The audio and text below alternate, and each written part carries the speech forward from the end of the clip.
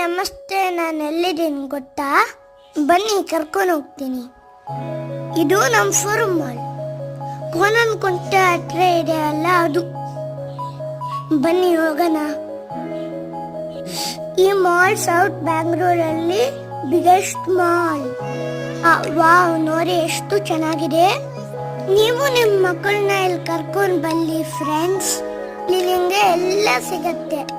ಹಸು, ಮನೆ shopping, chicken, fish, crab ಎಲ್ಲ ಸಿಗತ್ತೆ. All in one mall.